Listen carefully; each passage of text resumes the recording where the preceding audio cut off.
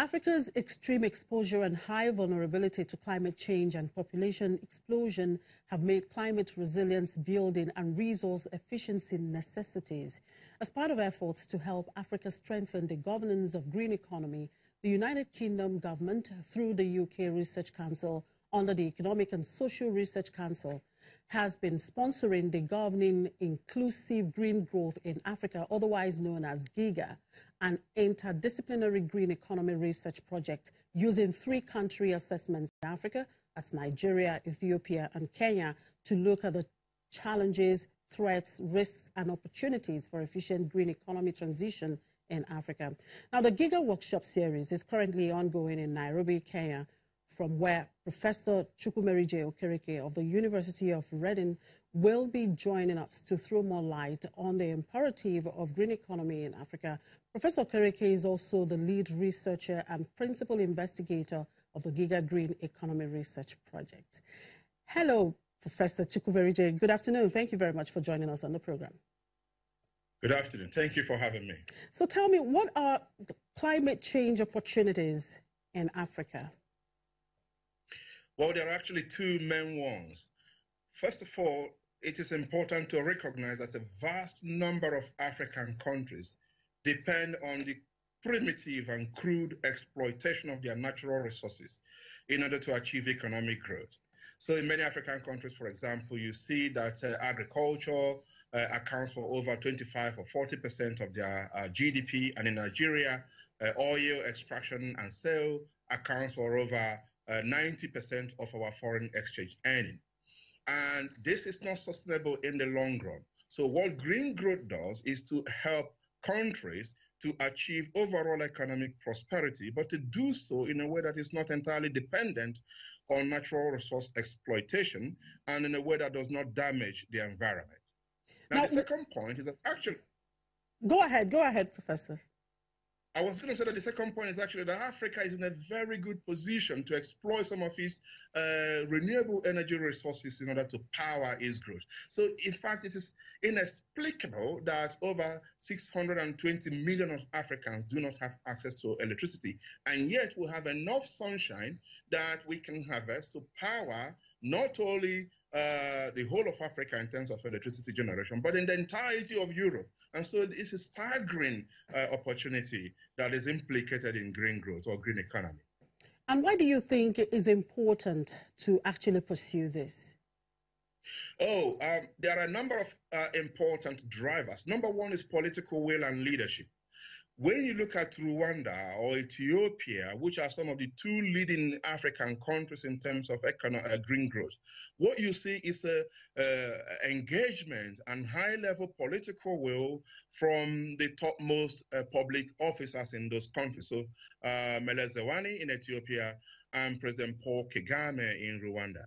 And what we are saying is that African leaders need to better understand the opportunities that are implicated in green growth and key into that, because just harvesting your oil or your other agricultural produces or forest in order to achieve growth is not sustainable. The other thing I want to highlight is the importance of research and science and technology innovation. We have found in my group that 60% of the research on green growth is published by external researchers, that is, researchers that are not resident in Africa. And of the remaining 40%, 92% of those are published in South Africa alone. And only 4% of green growth literature in Africa comes from Nigeria.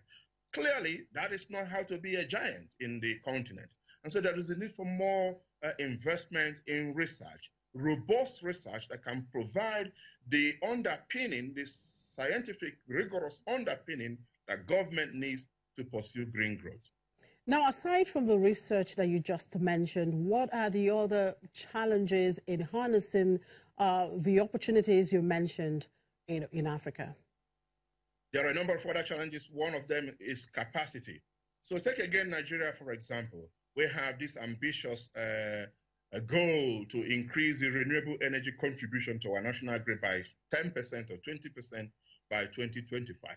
But if you go down to the country and ask how many people in the country are able to install solar inverters or solar panels? What is the capacity we have in Nigeria to do PPP, that is private or power purchase agreements? What is the capacity that we have in Nigeria for energy auditing, energy demand management, etc., etc.? The answer is little or none. And so capacity is a major challenge for African governments to really make a transition. So we have a number of really interesting documents, but not enough technical, human, and functional capacity that is required to actually see the implementation of those objectives. And then, of course, we have poor institutions. Our institutions are currently very fragmented. A lot of African countries are still looking up at the Ministry of Environment, but climate change and green growth is a cross-sectoral issue that requires the coordination of various ministries, especially, for example, in Nigeria, the Ministry of National Planning, to be able to drive this cross-sectoral initiative forward. All right, the quick one before I let you go, Professor. You are the lead. You are leading the team of researchers in the GIGA Green Economy Research Project. How can GIGA help to deal with these challenges you just mentioned? That's a very good question. We are already outlining where Africa is in terms of its journey and what needs to happen next for African governments to better position themselves to take full advantage of the opportunities of the green economy. So we will be communicating directly to the three governments that you've mentioned in Kenya, in Nigeria, and in Ethiopia, but also we'll be making the outcome of our research publicly available to other African governments, and we'll be working very closely with them to ensure that they understand our recommendations and that they put in place policies and plans to enhance their transition to the green growth in the nearest future.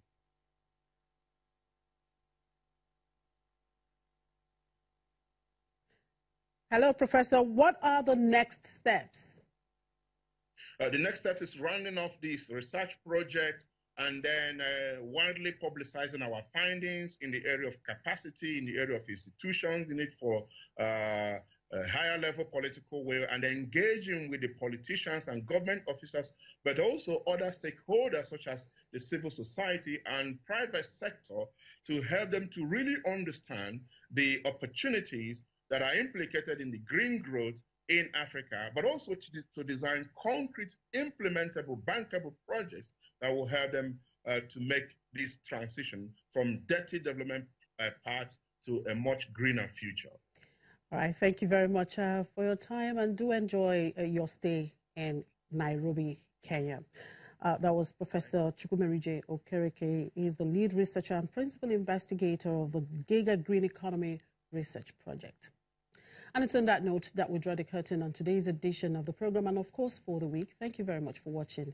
I'm Chimezie Obi.